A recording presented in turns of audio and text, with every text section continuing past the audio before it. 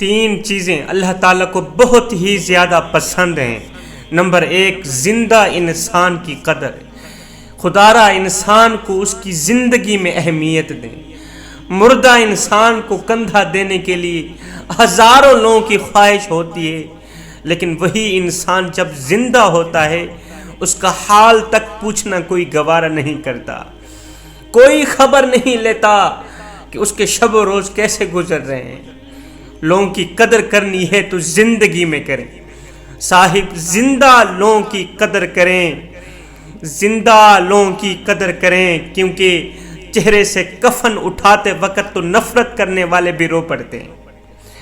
لوگوں کو ان کے جیتے جی اہمیت دیں، کیونکہ ان کے مر جانے کے بعد سوائے افسوس کے اور کچھ نہیں ہوگا۔ جوانوں، قدر وہی ہوتی ہے جو کسی کی موجودگی میں ہو، جو کسی کے بعد ہو وہ قدر نہیں، وہ پچھتاوا ہوتا ہے۔ رسول اللہ صلی اللہ علیہ وسلم کے فرمان کے مطابق دوسری چیز جو اللہ تعالیٰ کو بہت زیادہ محبوب ہے وہ ہے نماز۔ مجھے ایک بات بتاؤ، کیا شیطان نے کوئی گناہ کیا تھا، کوئی قتل کیا تھا، شراب پی تھی یا جوا کھیلا تھا؟ کیا کیا تھا؟ صرف ایک سجدے کا انکار کیا تھا، صرف ایک سجدے کا انکار کیا تھا۔ اس نے تو صرف ایک سجدے کا انکار کیا، ہمیشہ کے لیے مردود ہو گیا۔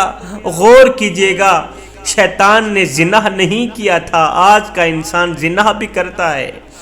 شیطان نے کوئی قتل نہیں کیا تھا، آج کا انسان قتل بھی کرتا ہے، شراب بھی پیتا ہے، جوا کھیلتا ہے، شرک کرتا ہے، اللہ کی لاکھوں نافرمانیاں کر کے کہتا ہے کہ ابھی تک وہ مردود نہیں ہوا، ابھی تک وہ مومن ہی ہے، ابھی تک وہ ایک اچھا انسان ہی ہے، اچھا مسلمان ہی ہے۔ کتنے سکون سے سوتا ہے، نماز کے قریب نہیں جاتا، قرآن کے نزدیک نہیں جاتا، لیکن جمعے والے دن ہاتھ میں تسبیح، سر پہ ٹوپی رکھ کے مسجد کی پہلی صف میں بیٹھا نظر آتا ہے۔ مجھے صرف اتنا بتا دو، کیا اللہ تعالیٰ صرف جمعے کی نماز کے دوران نعمتیں برساتا ہے؟ کیا اللہ تعالیٰ صرف جمعے کی نماز کے دوران کرم کی نگاہ سے دیکھتا ہے، رحمت کی نگاہ سے دیکھتا ہے؟ باقی ظہر، عصر، مغرب، عشاء، فجر کے وقت اللہ تعالیٰ نعمتیں نہیں برساتا؟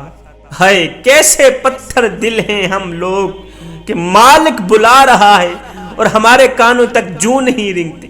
کیسے بے وقوف لوگ ہیں ہم کہ ہمارا مالک کامیابی کی ندا دے رہا ہے، آوازیں لگا رہا ہے، اور ہم کامیابی کی تلاش میں ہیں۔ ہائے لوگ ڈھونڈتے رہے کامیابی کو، مؤذن ساری زندگی کہتا رہا حی علی الفلاح، حی علی الفلاح۔ موبائل کھو جائے دکھ ہوتا ہے، تکلیف ہوتی ہے، میچ ہار جائیں دکھ ہوتا ہے، لیکن نماز چھوٹ جائے تو کوئی دکھ نہیں، کوئی تکلیف نہیں۔ یہ ساری بات توفیق کی ہوتی ہے صاحب۔ جب اللہ ناراض ہوتا ہے نا تو سجدے کی توفیق بھی چھین لیتا ہے، پھر فرض نمازیں بھی ادا نہیں ہوتی، اور جب عطا کرنے پہ آتا ہے تو آدھی رات کو جگا کے اپنے حضور کھڑا بھی کر دیتا ہے۔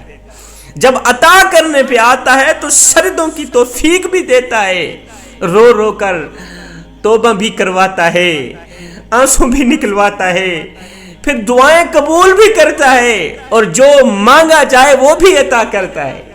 بابا جی پوچھنے لگے کہ بیٹے نماز بھی پڑھتے ہو؟ میں نے کہا ہاں، کبھی کبھی پڑھ لی اور کبھی کبھار چھوٹ بھی جاتی۔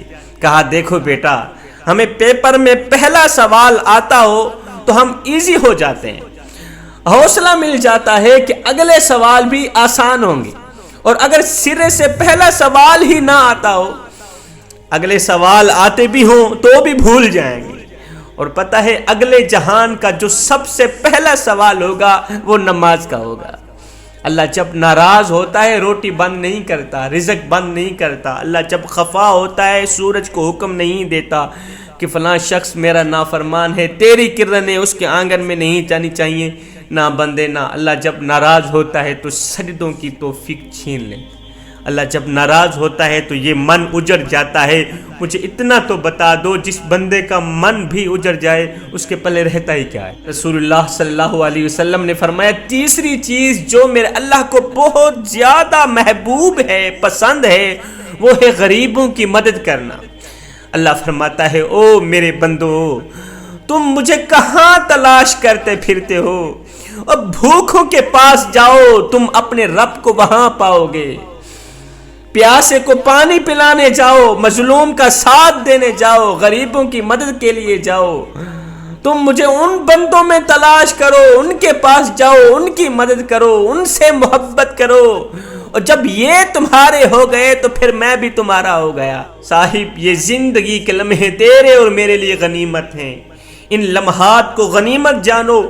خدا را آج سوشل میڈیا پر پھیلی بے حیائی سے دور رہو۔ فیس بک پر اکثر لکھا نظر آتا ہے کہ فلاں نے بے حیائی اور بے شرمی کے سارے ریکارڈ توڑ دیے، ویڈیو دیکھیں اور لعنت بھیجیں۔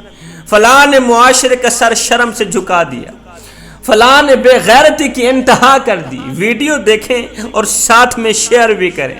او بھائی، فلاں نے تو بے غیرتی اور بے شرمی کی انتہا کر دی، لیکن آپ نے کون سا شرم و حیا کا خیال رکھا؟ کسی کے گناہ کو لوگوں میں پھیلانا اور لوگوں کو دیکھنے کی طرف راغب کرنا، یہ کون سی نیکی ہے؟ اللہ نے تو کسی کے گناہوں کو فاش کرنے کا حکم نہیں دیا، پردہ پوشی کرنے کا حکم دیا ہے۔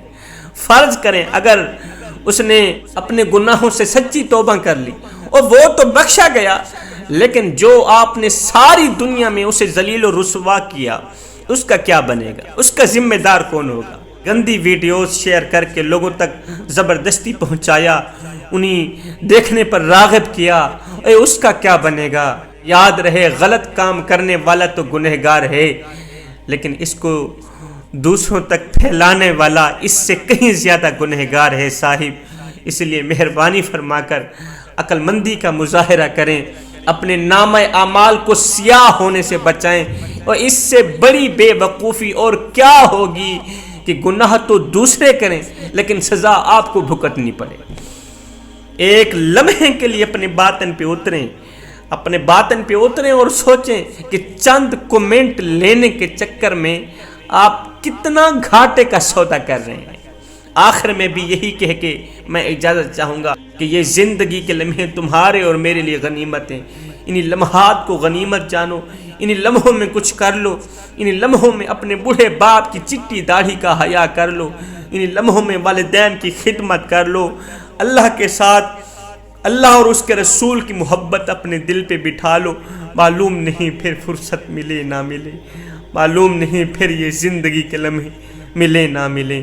آمین ثم آمین، وما علینا الا البلاغ المبین۔